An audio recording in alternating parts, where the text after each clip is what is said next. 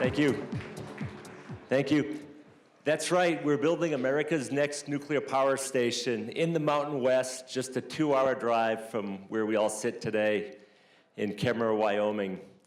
I see Governor Gordon has joined us. He's been a big partner there for 4 years. I just want to start by thanking Governor Cox for the summit and for his leadership. What he described at the beginning of the meeting today is so true. You know, not only is advanced nuclear energy an opportunity for the region, it's an opportunity for the region to show much needed leadership in nuclear technology. You know, since I got out of the nuclear Navy, which is now decades ago, I've worked in the nuclear industry around the world. I can tell you this is an industry that we started, but it's an industry where we see great competition now from Russia and China. So as we launch advanced nuclear in the Mountain West, it's not only something we need for our energy supply, to support our own economies, but it's an area where we need to show leadership because there are many nations today that are going to turn to nuclear energy. Indonesia, places where the growing populations are in Africa. And if we don't move forward with American advanced nuclear technology, those nations will inevitably turn to Chinese and Russian technology. So Governor Cox, thanks so much for your leadership and your vision on this. Want to go to the next slide, please, which is on the natrium technology. Sorry, I can't see the slides from here. I also want to emphasize that there's a family of new technologies coming forward, and there's other leaders in the room from other companies like X-Energy and Oklo who are moving forward advanced technologies. It's so important for the U.S. to move forward with these technologies. Our existing light water technology is 50 or 60 years old, and again, those countries that are going to be buying their first nuclear power stations are inevitably going to want the most advanced technology, so it's very important we move forward. These advanced technologies have totally new benefits. In the case of natrium technology, we're still making heat and electricity by breaking uranium atoms, so it's still with fission. But by using sodium, liquid sodium, which is a liquid metal as a coolant, it allows us to have a plant that operates at much lower pressure. And that means all of our systems and all of our civil structures can be much lighter and therefore lower cost. We expect the amount of concrete and steel and labor for a natrium reactor to be half that of today's light water reactors per megawatt generated. Other benefits coming with natrium are 5 years ago we came up with molten salt energy storage, which now lets the natrium reactor operate in that base load way that we all value nuclear for, running 24/7.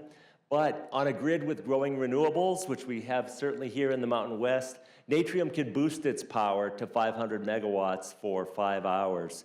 So it kind of has these two great attributes, that base load, that's characteristic of nuclear, but it can also boost the power. When we implemented molten salt storage, it also allowed us to make an argument that our energy island, the turbine island, where the electricity is made, is totally separate from the nuclear island. And that allowed us to make an argument with the Nuclear Regulatory Commission that they did not need to approve that entire part of the plant, and that we could rely on the Wyoming Industrial Siting Council to be the regulator there. So that's just a great example how new technology brings on different regulatory approaches. Natrium will, in the end, have 2/3 less waste volume than today's reactors, which today's reactors already have a great story on waste. Natrium will be even better. And then a special concern in the Mountain West is water usage. Natrium, because it's cooled with liquid metal and not water, will use far less water. It turns out at Kemmerer Unit 1, we're going to be using the Hams Fork River, and we do have a water supply there for cooling the turbine island condensate. But we know we need to build plants in areas that don't have water also. So because natrium has such a high thermal efficiency, we can afford to lose maybe 3% thermal efficiency to have air-driven cooling for our condensers. And that will be, I think, a great attribute here in the Mountain West. So that's enough about technology. I want to turn to the Wyoming project. So thank you. And again, thanking Governor Gordon for his leadership here, because it was 4 years ago, over 4 years ago now, that I came to visit Governor Gordon and said, we have a technology that's ready to build. We also have a $2 billion grant from the US government that was awarded during the Trump 45 administration and has great support now. I just met with Secretary Wright last week and affirmed the great support for this program. That program was created because of what I described to you, the energy security needs of the US, the need to compete with Russia and China. But 4 years ago, when I met with Governor Gordon, we didn't know where that first plant would be. And the state of Wyoming came forward with 4 sites who competed to be the location of the first Natrium plant. So what a different story there than Governor Cox, you said you're turning 50 this year. I'm turning 60 this year. That did not used to be the case in nuclear. It certainly wasn't the case when I was growing up in New Hampshire. And Governor Dukakis and Senator Kerry were blocking the opening of Seabrook Station in my home state. Since then, I had John Kerry tell me he was wrong, and he's totally in support of nuclear now. So things have changed a lot. But some really important parts of this Wyoming project I want to get into that aren't related to technical things or construction are why it's so important to just do it and why it's so important we've been making forward progress. Nuclear does have a history of projects that have run over cost and over schedule, and that does create some trepidation when you're talking about new investors or first customers. So it's been very important in Wyoming that we stay on schedule, that we keep moving forward. Also, the way we're funding that project is really important. I don't think we would be working in Wyoming with Rocky Mountain Power, who's a subsidiary of Berkshire Hathaway Energy, if we were looking to burden those first ratepayers with the large non-recurring costs of these plants.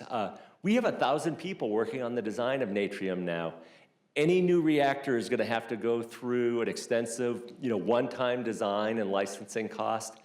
In projects in the past, like that project I described to you, where I was growing up in New Hampshire, or the projects in the Southeast, or there was another project in Idaho that tried to burden those first ratepayers with those first-time costs. We realized that the ratepayers in Wyoming and Utah should only pay for the value of the electricity. The investment in a new technology should be borne by our investors, people like Bill Gates, and our other investors, which include HD Hyundai and SK, a really large company in Korea, because we'll get a return when many plants are sold. The ratepayers here will not get a return on the technology investment, so they shouldn't be paying for that. Likewise, I know this is a strong libertarian region. I grew up in the live free or die state. I often get asked, why does the US government need to contribute $2 billion? And it's because we're in that international competition. We're competing with state-owned companies who have that funding. So next, I want to just talk a little bit about our progress. We're actually ahead of schedule with the Natrium reactor NRC review process. The NRC announced that they're 2 months ahead of schedule. Just several weeks ago, you saw some aerial footage there of our first concrete pour. You can go to the last slide if you're not there yet. Since Governor Gordon broke ground with us in June of last year, we've had an active construction site. We worked effectively through the winter with 0 lost time accidents. At its peak, that construction project will have over 1,000 people. In the future, we'll have 200 folks working at that plant. This year, we'll start what they call the Energy Island construction. Because we'll have already, since February, the Wyoming Industrial Siting Council approval, we can start construction on 2/3 of our plant footprint this year. And then next year, we'll start the nuclear construction when we receive the NRC approval, which, as I mentioned, is ahead of schedule. We'll also start the construction of our visitor center and our training center this year. So right when you enter that site in Kemmerer, we'll have a visitor center that is not only where we train the operators on the simulator, but it'll be something that, school teachers in Wyoming can bring their class to on field trips to show them this technology. I think I'm about out of time here, but maybe I'll just finish by thanking again Governor Cox, Governor Gordon for your leadership. This is a huge opportunity for the region. The first nuclear build-out in the US was an East Coast focused build-out. You can really see that advanced nuclear energy, with INL also, we have John Wagner here, you can really see advanced nuclear energy being born in the Mountain West. It's important for our country, and it's going to be a great opportunity for this region. Thank you.